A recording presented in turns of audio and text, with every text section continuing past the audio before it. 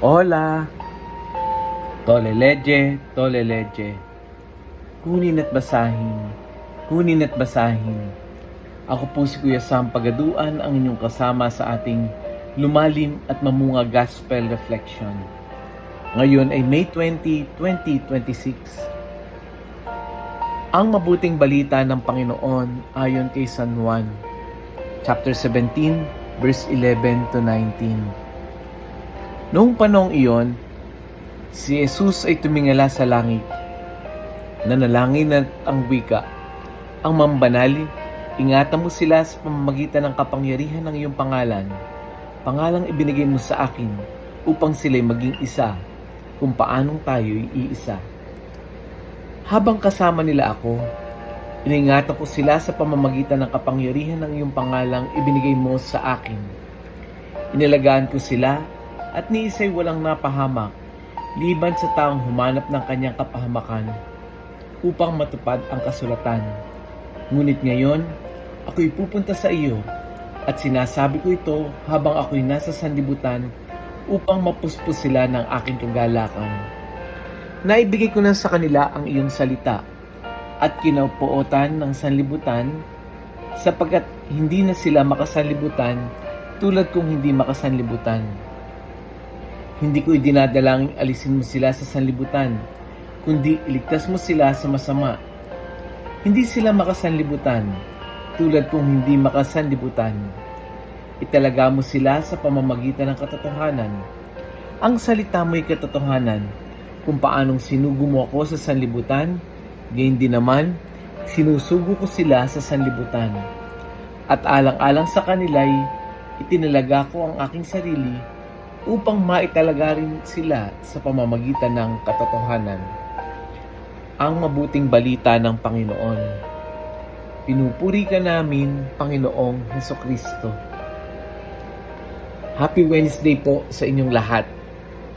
Kagaya ng nabanggit natin kahapon, ito'y pagpapatuloy ng John chapter 17. Doon sa John chapter 17, sabi nga natin, ito yung prayer, no? Priestly prayer ni Jesus. Kaya ngayon ay narinig muli natin yung panalangin ni Jesus para sa kanyang mga alagad. Ang dasal niya, hindi niya hinihiling na alisin sila sa mundo. Kundi ang hinihingi niya ay ingatan sila habang nandito pa sila sa mundo. Ibig sabihin, yung mga followers ni Jesus ay hindi hiwalay sa pamumuhay sa mundo. Pero hindi dapat nagpapadala sa values ng mundo. Kaya anong prayer ni Jesus? Pakabanalin mo sila habang sila ay naririto. At ito rin yung panalangin para sa atin ni Jesus. Bilang mga tao, pagka i-relate natin to sa experience natin, no? Madaling maging mabuti kapag mabait yung mga taong nasa paligid na atin. Pero paano kaya magiging mabuti kung ang environment natin ay very negative? Yung environment natin ay uso yung panlalamang, normal lang yung paninira at pagchichismis. At saka yung bang parang ang ine-emphasize ay okay lang na maging makasarili. Doon nahihirapan yung puso natin. Minsan nakakapagod na rin lumaban para sa tama.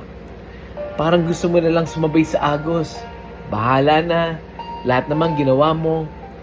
Parang tinatanong mo minsan, ako lang ba dapat ang mabait?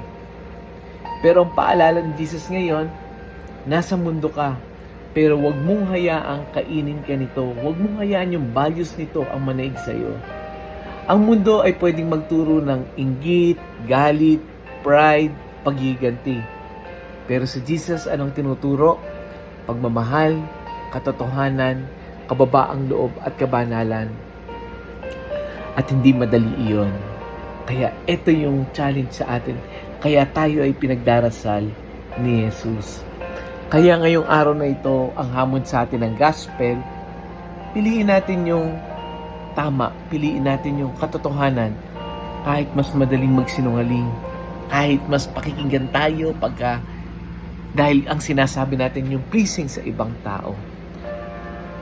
Ito yung challenge sa atin. Yes, nabubuhay tayo sa mundo, Pero wag yung values nito ang kunin natin. Let us pray. Panginoong Jesus, salamat dahil pinagdarasal mo kami habang nabubuhay kami sa magulong mundo. Kapag kami ay natutuksong sumabay sa mali, bigyan mo kami ng lakas na piliin yung tama. Pakabanalin mo ang aming puso sa iyong katotohanan. Tulungan mo kaming maging liwanag at hindi dumagdag pa sa dilim sa mundo. At kapag napapagod kami, bigyan mo kaming biyaya maging mabuti pa rin. Ipaalala mo sa amin na hindi kami nag-iisa. Amen. Friends, kung may bahagi ng reflection na ito na tumama sa iyo, i-share natin yung audio gospel na ito. I-share natin ito sa ating mga kaibigan, kakilala, sa ating mga churchmates, sa ating mga classmates. Baka ito rin yung message para sa kanila.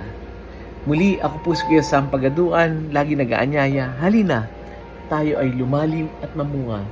Lumalim sa pananampalataya at mamunga na mabubuting gawa. God bless us all.